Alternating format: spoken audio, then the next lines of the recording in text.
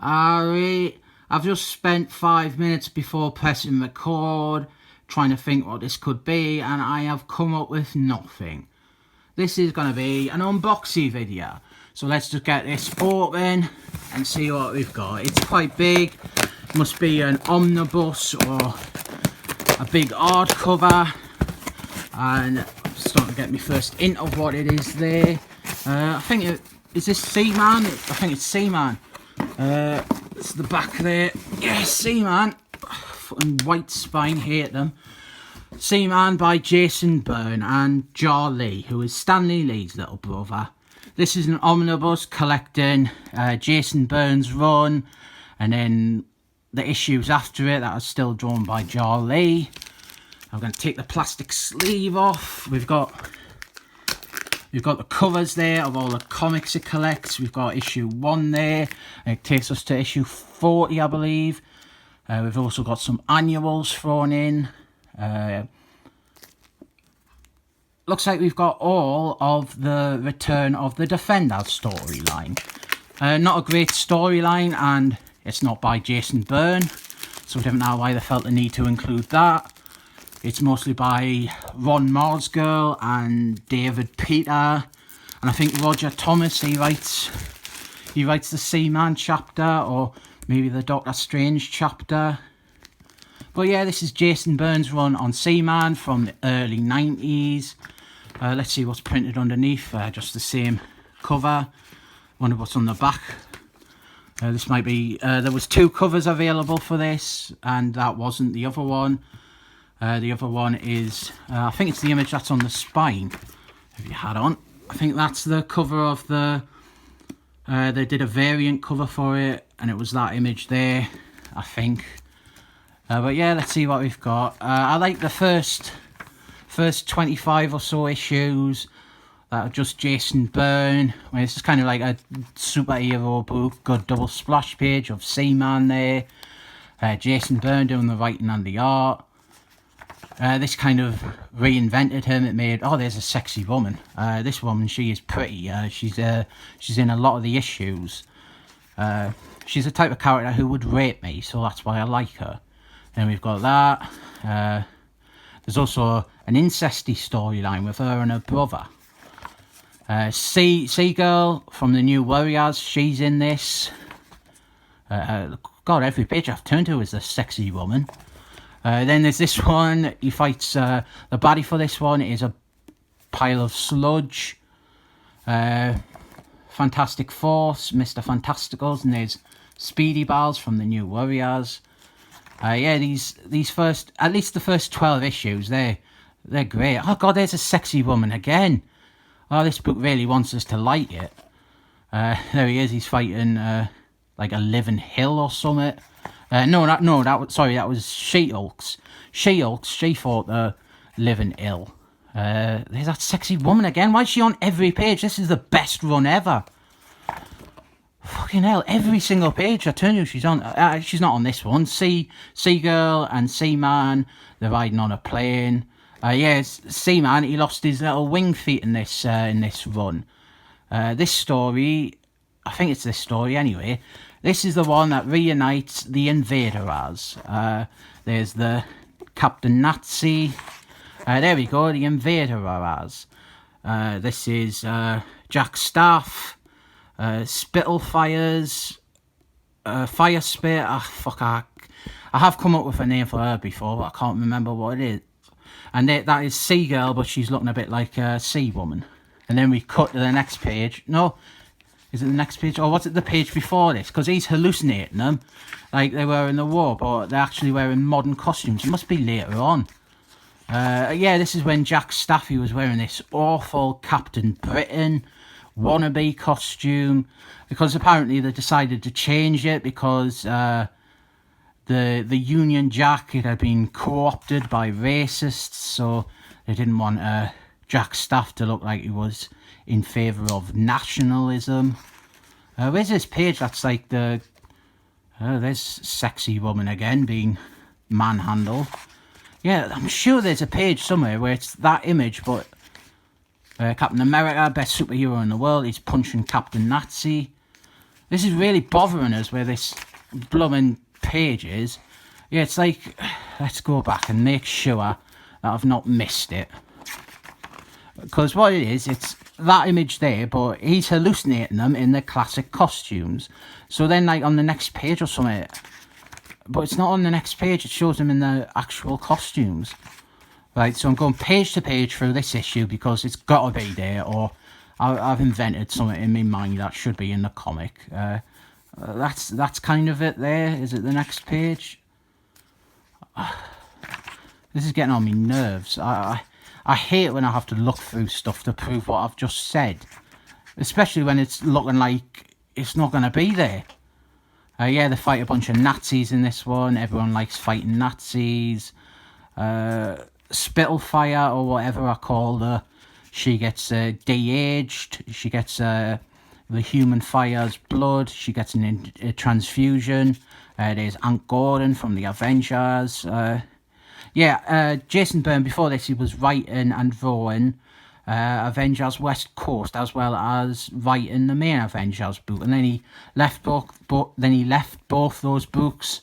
So this is kind of like a bit of an epilogue to his run on that. This is how he writes the human fire out of the team. This is clearly the annual. I think this is the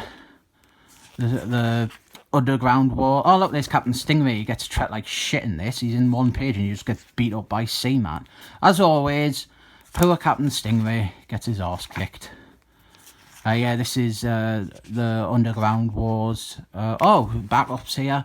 This is interesting because it's set in World War II. It's a retcon. Captain America, it's more of a Captain America story, really. We have got Russia Man, Captain Russian. This is the Golden Age version of Captain Russian. There's some more backups here, I think. Or is this the next issue? Doesn't look like Jason Byrne art, or if it is, he's really not trying. This is a backup story. Oh, I think Kazar appears right at the end of this one. They're celebrating his birthday, and there, Kazar right there. And there's a random pin-up of... it's not even related to Seaman. It's the Avengers by Michael Hellboy. And now we're back to the good stuff. Jason Byrne on the main book. I know they include the annuals just for completionist's sake, but it has no bearing on the series whatsoever. And stuff like the Underground Wars, just slap it into an Avengers collection. Do a little collection of the Underground Wars, all 5 parts, and buy that to get that part. You didn't want to pay £100 or whatever for this omnibus and then fill the pages with there's that sexy woman again. She hasn't really appeared after this run, if at all. She was in a couple of Iron Man issues that were also written by Jason Byrne, but she makes the cover there.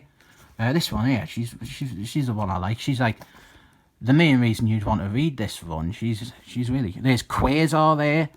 A lot of people get him and Quasar confused because they've got similar names. But all attention should be going to the sexy woman. Sexy kiss with the sexy woman. He did do some stuff like this. It was a bit more experimental with his art. In a couple of issues, he really starts to explore kind of like more dynamic ways to draw and new techniques.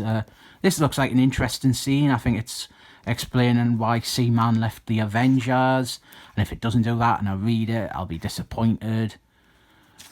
Appearance by the Punisher, created by Gary Conman. There's the evil brother. I think, if I remember, he is evil, whereas his sister's only sexy evil.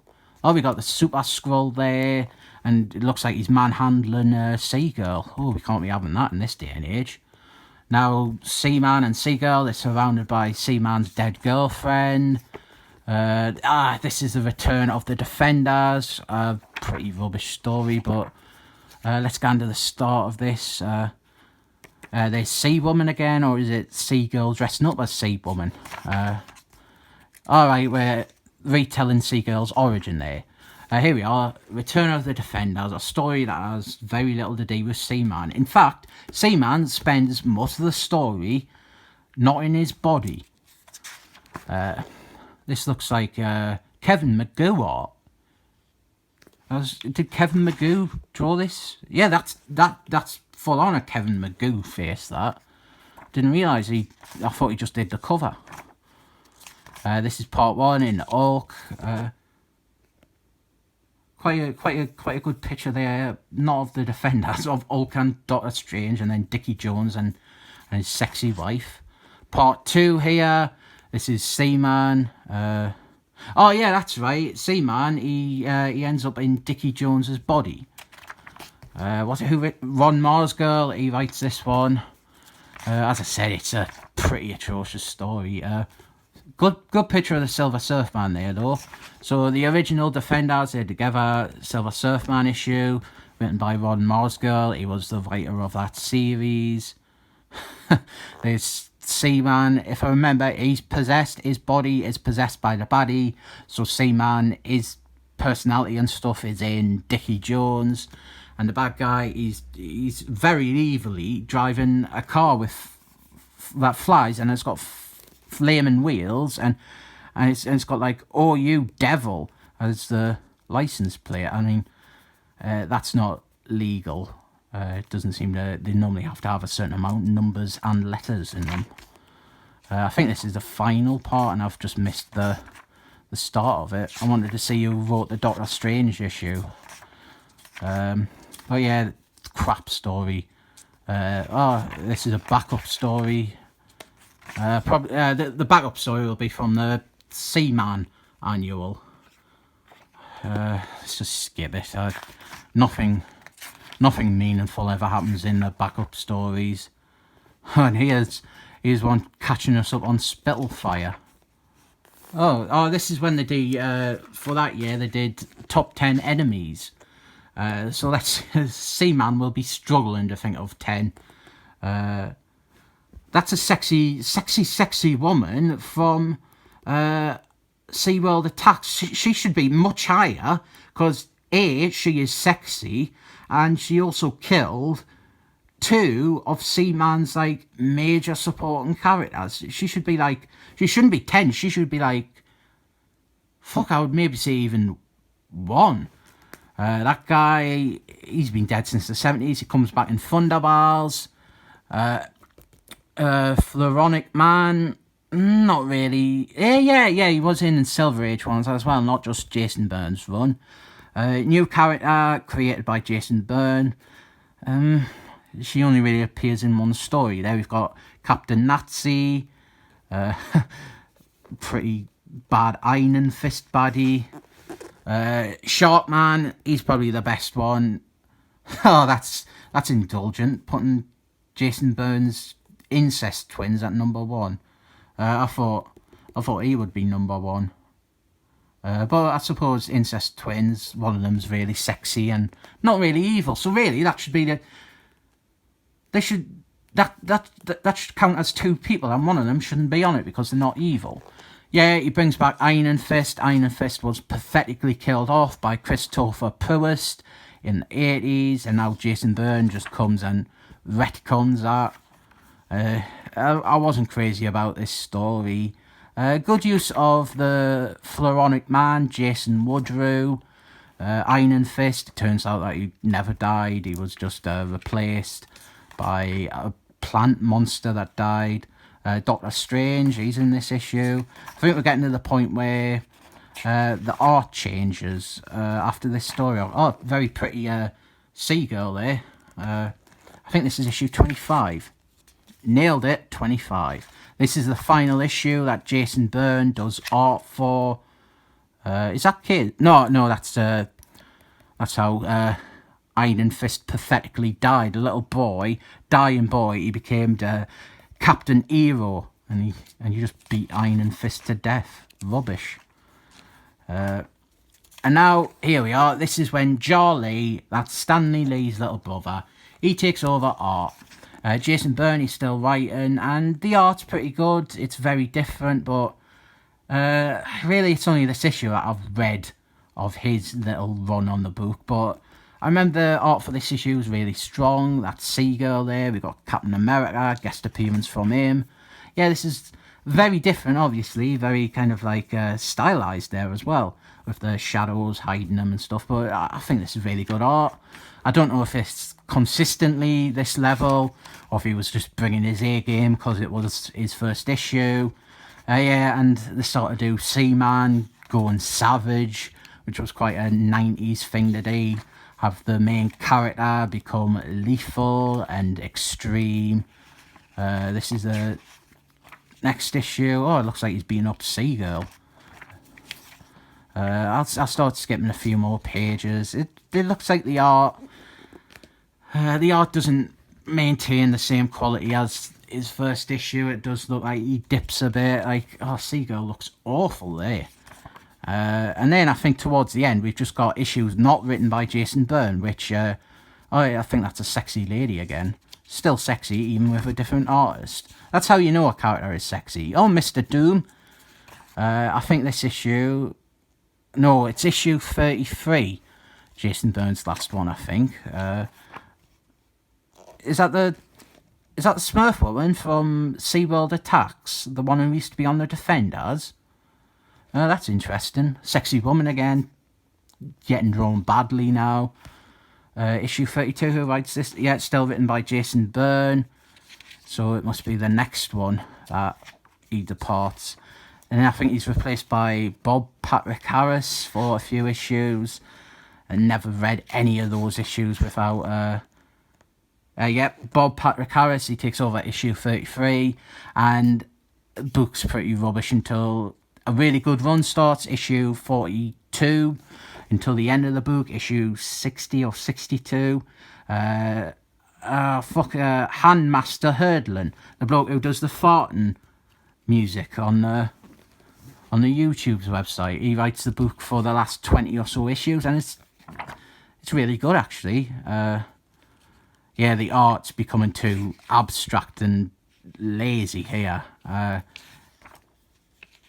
Maybe was more inspired when Jason Byrne was writing. Looks like they bring back Hatchlin in this one.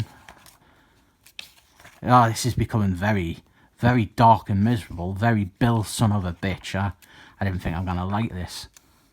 Pin-up or Seagull? Do we have a... No, we've got a bunch of pin-ups at the end of this one by Jarlee. That's some Seaman. Yeah, these are all seamen nobody cares about. That's Sharkman. Whoever redesigned him like that deserves to be fired. Seagull, we saw that one before. Reborn, issue 37. We've got... let's start skipping to the end, see what bonuses we've got. Fuck me, this has been a long unboxing video. Usually I've got nothing to say. Right, here we are. Extras at the back says. 2 Marvel Age covers. That one by Jason. They're both by Jason Byrne. Quite like that one. It's shown quite a lot of.